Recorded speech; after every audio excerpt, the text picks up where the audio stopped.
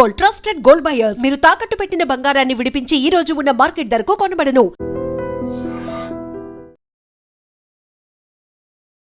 Bhoodan Pochampally actually 4-5 రోజుల క్రితం కూడా మనము ఒక రియాక్టర్ పేలిపోయి పూర్తి స్థాయిలో బిల్డింగ్ అంతా కంప్లీట్లీ అసలు ఆ స్ట్రక్చరే కాదు, ఆ బిల్డింగ్ చూస్తేనే భయం వేసింది. అసలు అందులో ఒకవేళ మనుషులు ఉండుంటే ఎంతమంది చనిపోయేటోళ్ళు. ఎందుకంటే రియాక్టర్ పేలిపోయింది.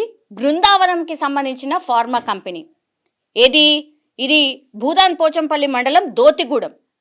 అగైన్ మరోసారి నిన్న కూడా సేమ్ అదే దోతిగూడెంలో ఉన్నటువంటి విజయసాయి ఫార్మా కంపెనీ. మొన్న చేసినాం మనము బృందావనం ఫార్మా కంపెనీ, అక్కడ పేలుడు సంభవించింది, రియాక్టర్ పేలింది. ఇక్కడ అదే pharma company, but pharma company పేరు వేరు అంతే, విజయసాయి ఫార్మా కంపెనీ. ఇక్కడ ఒక కెమికల్ రియాక్టర్ పేలింది. ఆ డ్రమ్ పేలిపోయి ఆ డ్రమ్ దగ్గర వర్క్ చేస్తున్నటువంటి పవన్ అనే వ్యక్తి పూర్తి స్థాయిలో దగ్ధమైపోయిన పరిస్థితి. ఆ విజువల్ మేము చూపించలేము, బట్ మీరు చూడండి, ఆ విజువల్లో క్లియర్ కట్గా మీకు కనిపిస్తోంది. ఒక డ్రమ్ దగ్గర పవన్ అనే వ్యక్తి అక్కడ కెమికల్కి సంబంధించిన ఒక రియాక్టర్ దగ్గర లోడ్ చేస్తూ ఉండగా పూర్తి స్థాయిలో కెమికల్ రియాక్షన్లో మరి ఏమైందో ఏంటో తెలియదు, కానీ విత్ ఇన్ సెకండ్స్లోనే పవన్ అక్కడే పనిచేస్తున్నాడు. అక్కడికక్కడే వెంటనే ఆ రియాక్టర్ మరి ఏం జరిగిందో తెలియదు కానీ ఒక్కసారిగా పేలిపోయింది. అసలు అందులో పవన్ కూడా పూర్తి స్థాయిలో దగ్ధమైపోయినటువంటి పరిస్థితి. ఫ్యామిలీ ఫోటో మీరు చూడండి, 2 పిల్లలు కనిపిస్తున్నారు, వైఫ్ ఉంది. ఇక వాళ్ళ ఫ్యామిలీ ఆగమన్నమాట. అరే 4-5 రోజులల్లా 2 ఇన్సిడెంట్స్, దట్టు ఫార్మాకి సంబంధించిన కంపెనీలో ఎట్లా జరుగుతాయి? ఏమై ఉంటుంది? ఇందులో మిస్టరీ ఏంది? దోతిగూడెం ప్రజలు అసలు 4-5 రోజుల క్రితమే ఆ రియాక్టర్లు పేలినప్పుడు పూర్తిగా ఆ దోతిగూడెం పరిసర ప్రాంతాల్లో ఏం జరిగింది, ఏమైనా భూకంపం వచ్చిందా అన్నట్టుగా అయిందట. అంతగానం కదిలినాయి, గిన్నెలు కానీ అవన్నీ కదిలిపోయినాయట. దాని తర్వాత పెద్ద శబ్దం వచ్చింది, ఏదో జరిగింది, ఏదో అయిపోయింది అని అనుకున్నారు. ఒక్కసారిగా బృందావనంకి సంబంధించిన ఈ ఫార్మా కంపెనీ దగ్గరికి వచ్చి చూస్తే అది రాత్రి 9:30 ప్రాంతం. మనకు తెలుసు కదా, పెద్ద హడావిడి ఉండదు విలేజ్లో, ఎట్లుంటుంది. పూర్తి స్థాయిలో సైలెంట్గా ఉన్నటువంటి టైంలో మొన్న 4-5 రోజుల క్రితం ఇట్లాంటి ఫార్మా కంపెనీల్లోనే అతిపెద్ద ప్రమాదం ఇది. 9:30కి జనరల్లీ సెకండ్ షిఫ్ట్ వాళ్ళు దిగి నైట్ షిఫ్ట్ వాళ్ళు వస్తూ ఉంటారట పనికి.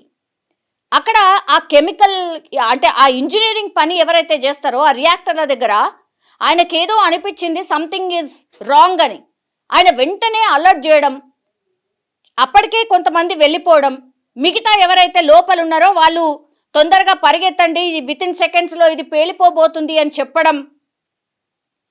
తర్వాత అక్కడ నిజంగానే ఎంత భయంకరమైనటువంటి పేలుడు అంటే ఇక చెప్పనవసరం లేదు. ఆ బిల్డింగే మొత్తం ఇక కొంచెం ఇట్లా టచ్ చేస్తేనే కొలాప్స్ అయిపోతుందా అన్నట్టుగా అయిపోయింది.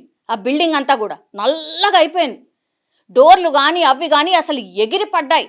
అద్దాలైతే పూర్తి స్థాయిలో పగిలిపోయినాయి.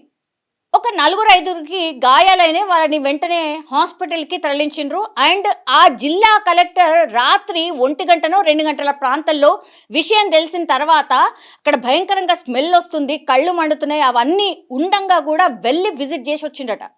నిజంగా హ్యాట్స్ ఆఫ్ అని చెప్పిండ్రు ప్రజలు కూడా. ఇంత క్విక్గా రియాక్ట్ అయినటువంటి కలెక్టర్స్ ఎవరు ఉండరు అని. మరి కలెక్టర్ సార్ సేమ్ మళ్ళా అదే దోతిగూడెంలో ఇంకో ఫార్మనీ కంపెనీలో పేలుడు సంభవించింది. సరే, ఒక్క మనిషే చనిపోగాక, కానీ అసలు ఎందుకు జరుగుతుంది ఇది? ప్రజల మధ్య ఉన్నటువంటి ఫార్మా కంపెనీలు వరుసగా ఇట్లా పేలిపోతూ ఉంటే ఏంది సిచ్యువేషన్? ఇది వాళ్ళు అడుగుతున్నటువంటి క్వశ్చన్. ఇప్పుడు ఈ ఫ్యామిలీ అయితే ఆగమైపోయినటువంటి సిచ్యువేషన్ అయితే కనిపిస్తోంది. పాపం 2 చిన్న పిల్లలు కనిపిస్తున్నారు, వాళ్ళ వైఫ్ పరిస్థితి ఏంటో తెలియదు. ఈ ఫార్మా కంపెనీ దాంట్లో కూడా వర్క్ చేసే వాళ్ళకి నిజంగా వాళ్ళకి ఏమైనా సెక్యూరిటీ వైజ్గా వాళ్ళకి ఏమైనా ఇన్సూరెన్స్ ఉంటాయా లేదా అసలు ఏమీ తెలియనటువంటి సిచ్యువేషన్. ఆ ఫ్యామిలీ ఇప్పుడు ఆందోళన వ్యక్తం చేస్తుంది. నాలాంటి ఫ్యామిలీస్, ఇట్లాంటి ఫ్యామిలీస్ చాలామంది ఉన్నారు. అక్కడే అంటే అదే విలేజ్లో ఆ చుట్టుపక్కల ప్రాంతాల్లో ఉన్న వాళ్ళు చాలా దగ్గరగా ఉంటుంది కదా అని జాబ్స్కి వెళ్తూ ఉన్నారట. ఫార్మా కంపెనీ అంటేనే మనకు తెలుసు ఒక టైప్ ఆఫ్ భయంకరమైనటువంటి స్మెల్ వస్తుంది వాళ్ళకి. తర్వాత ఎన్నో రోగాలు వస్తాయి. అయినా సరే వాళ్ళ ఫ్యామిలీని నిలబెట్టుకోవాలి కాబట్టి, ఏదో ఒక జాబ్ చేసుకోవాలి కాబట్టి వాళ్ళు ఈ జాబులు అయితే చేస్తున్నారు. కానీ 4-5 రోజులలోనే సేమ్ అదే దోతిగూడెం గ్రామంలో అట్లాంటి ఇన్సిడెంటే ఎట్లా జరుగుతుంది? దీని మీద పూర్తి స్థాయిలో విచారణ చేయండి, ఒక రిపోర్ట్ ఇవ్వండి అని కలెక్టర్ అయితే ఆదేశం ఇచ్చారట. తర్వాత మేబీ ఈ ఫ్యాక్టరీకి కూడా, ఈ ఫార్మా కంపెనీకి కూడా కలెక్టర్ వెళ్ళి అంటే విజిట్ చేయబోతున్నట్టుగా చెప్తూ ఉన్నారు. తర్వాత ఒక కంప్లీట్ రిపోర్ట్ తీసుకురండి, ప్రభుత్వానికి సబ్మిట్ చేద్దాము అన్నటువంటి మాట కలెక్టర్ చెప్పినట్టుగా చెప్తున్నారు. కానీ అత్యంత బాధాకరం, 4-5 రోజులలోనే మరి దోతిగూడెం దాంట్లో విలేజ్లోనే ఇట్లాంటి ఇన్సిడెంట్స్ ఎందుకు జరిగాయి? పూర్తి స్థాయిలో విచారణ జరగాలి, పారదర్శకంగా జరగాలి. అండ్ ఇప్పుడు ఎవరైతే చనిపోయాడో ఆయనకు కూడా న్యాయం జరగాలి. ఇది వాళ్ళ ఫ్యామిలీ, ఆ చుట్టుపక్కల గ్రామాలు చేస్తున్నటువంటి రిక్వెస్ట్.